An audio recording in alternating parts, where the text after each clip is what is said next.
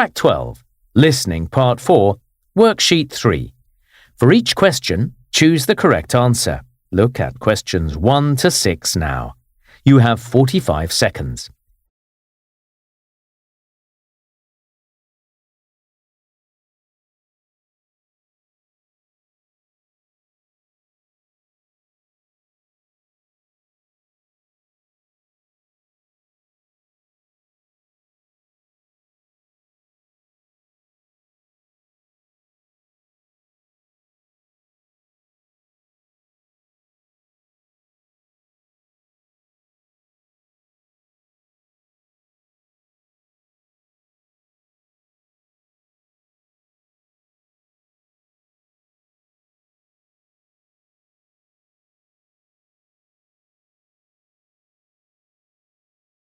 You will hear an interview with an architect called Scott Tenbury.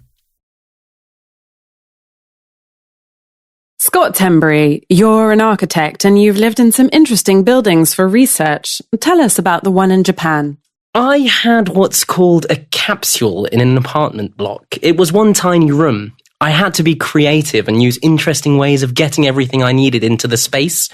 People asked, "Isn't it a bit like living in prison?" But it's nothing like that, and I never heard the neighbours despite living so close to them. Interesting. You also once lived in what you called an upside-down house. That's right. It looked like the roof was on the ground and the front door was in the air. All the rooms were in their usual place inside, so it wasn't that different to live in it. That was a bit disappointing. It wasn't in an area that tourists visit, but I used to see people taking photos of it from time to time. They'd ask whether the house was difficult to look after. It wasn't at all. You've also lived in a container in London, one of those big metal boxes which ships carry things in. Yes, in the city centre. Unfortunately, it had a metal roof, and when it rained, I couldn't hear the television. I wasn't sorry to leave that behind when I sold it. It took me a while to sell it. Although they're small, they're not cheap, but I managed to sell it to a young woman. She was an architect too.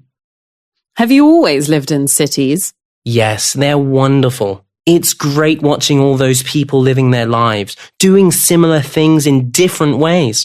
Many people like going to restaurants, shopping centres. I'm not bothered about all that.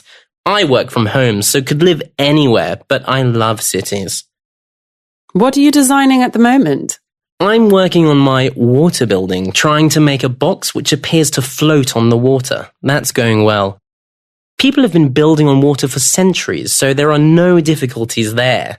I want it to be the same grey-blue as the water. It seems almost impossible because water changes so much with the light. What kind of building would you like to design? A railway station, one that's on different levels. A big monument to trains. It's not because I want people to say, "Wow," but I'd like the challenge of making something so big and that does something useful, but is beautiful to look at too.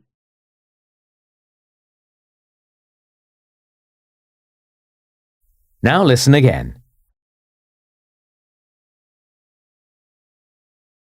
Scott Tenbury, you're an architect and you've lived in some interesting buildings for research. Tell us about the one in Japan.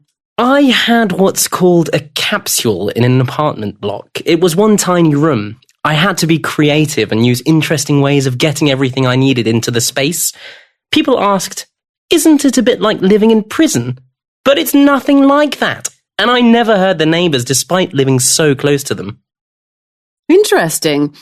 You also once lived in what you called an upside-down house. That's right. It looked like the roof was on the ground and the front door was in the air. All the rooms were in their usual place inside, so it wasn't that different to live in it. That was a bit disappointing. It wasn't in an area that tourists visit, but I used to see people taking photos of it from time to time. They'd ask whether the house was difficult to look after. It wasn't at all. You've also lived in a container in London, one of those big metal boxes which ships carry things in. Yes, in the city centre. Unfortunately, it had a metal roof, and when it rained, I couldn't hear the television. I wasn't sorry to leave that behind when I sold it. It took me a while to sell it. Although they're small, they're not cheap, but I managed to sell it to a young woman. She was an architect too. Have you always lived in cities? Yes, they're wonderful. It's great watching all those people living their lives, doing similar things in different ways. Many people like going to restaurants, shopping centres. I'm not bothered about all that. I work from home, so could live anywhere, but I love cities. What are you designing at the moment?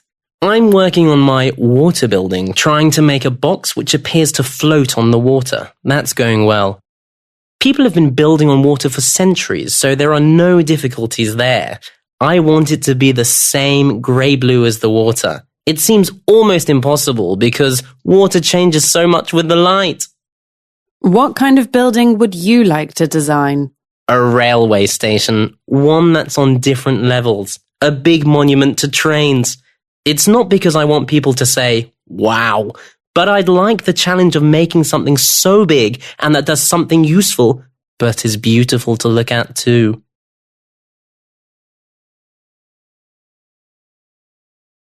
That is the end of part 4.